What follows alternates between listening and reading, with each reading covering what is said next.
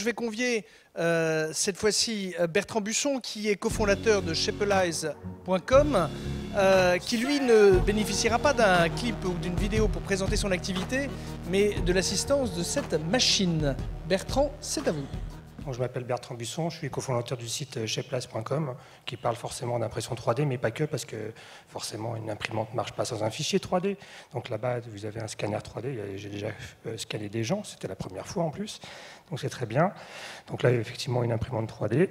Et donc, nous fabriquons des pièces imprimées en 3D et aussi des projets complets. On travaille beaucoup avec des startups, étant nous-mêmes une startup, et on fête notre premier anniversaire au mois de juin. Donc on n'a pas encore de film.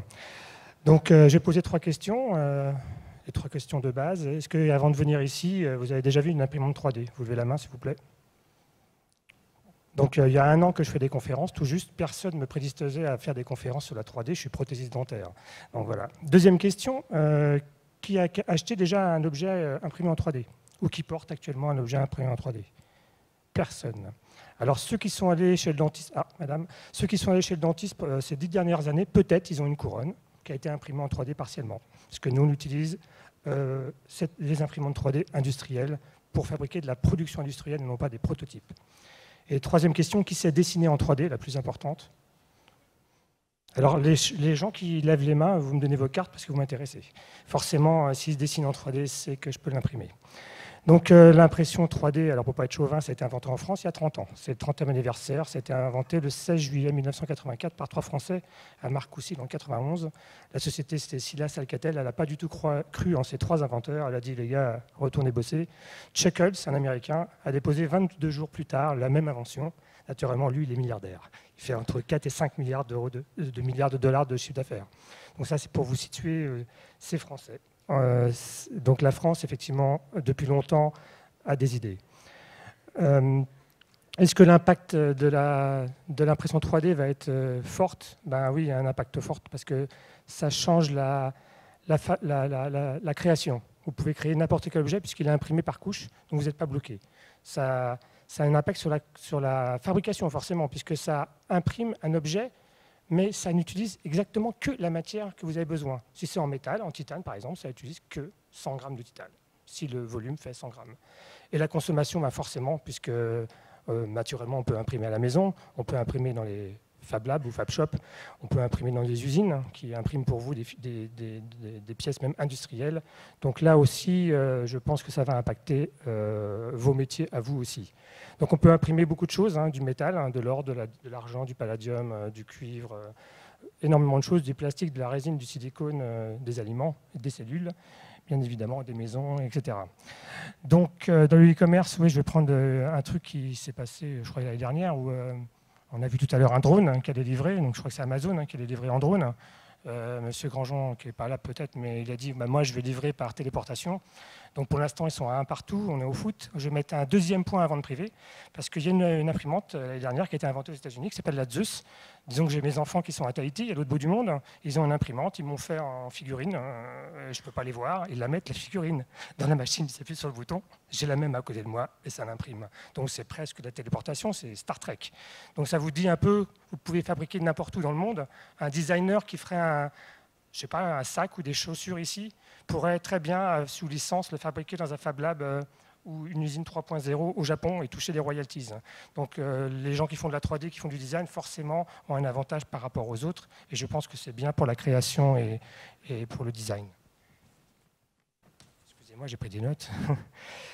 Donc, un autre chiffre, on parlait de Fab Lab, le Hub Institute m'a invité à faire une conférence au début de l'année où je disais qu'il y avait à peu près 500 Fab Labs dans le monde. On est au mois de juin, il y en a 5000.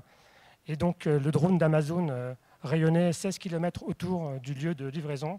Et 750 millions de personnes à moins de 16 km. Et c'est vrai, c'est les 2 mêmes chiffres. Il y a sans doute un lien, peut-être mystique, où vous avez à 16 km de chez vous une imprimante 3D. Donc, un site qui s'appelle Hub répertorie dans le monde entier toutes les imprimantes et vous pouvez faire fabriquer l'objet de vos rêves près de chez vous. Donc ça, c'est très important aussi. La démocratisation des imprimantes 3D n'est pas qu'industrielle, elle est aussi maintenant pour les particuliers. les particuliers vont prendre ce moyen pour fabriquer. Naturellement, on ne peut pas encore tout fabriquer, mais ça va très vite. Donc il y a un autre anniversaire, c'est les 10 ans. Dr Adrian Boyer, maître de conférence de génie mécanique au Royaume-Uni, en 2004 a fondé RepRap. C'est une imprimante en kit qui a été commercialisée à partir de 2006. Vous achetez une imprimante, vous la montez vous-même. Dès qu'elle marche, elle peut fabriquer 50% de la deuxième. Donc ils ne savent même pas combien il y en a sur la planète. Donc imaginez le boom. Il y en a en Inde, en Afrique, partout. Donc ça, c'est aussi très intéressant, l'imprimante 3D maintenant, c'est la démocratisation d'un système qui a 30 ans, donc les brevets durent 20 ans pour les juristes dans la salle et les autres. Donc l'année prochaine, il y a plein de brevets qui tombent, dont les imprimantes métalliques qui impriment des pièces en métal. Donc la plus grosse fait des pièces de 4 mètres, elle est en Chine et en titane. Encore 2 minutes, donc ça va être chaud.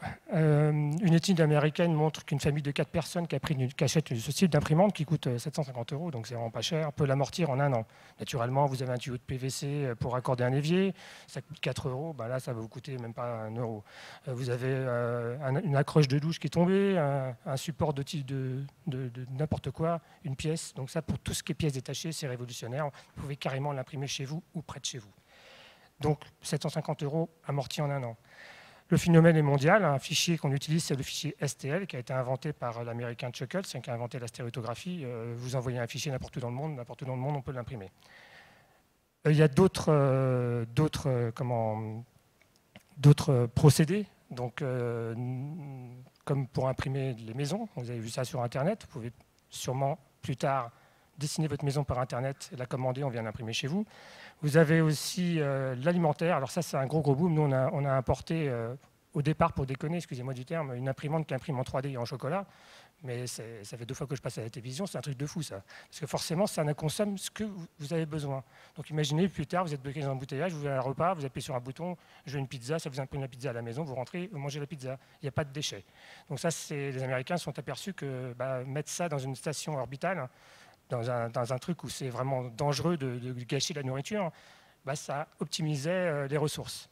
Donc forcément aussi, construire des maisons sur la Lune, sur Mars, c'est des autres projets. Enfin, on peut faire maintenant des burgers.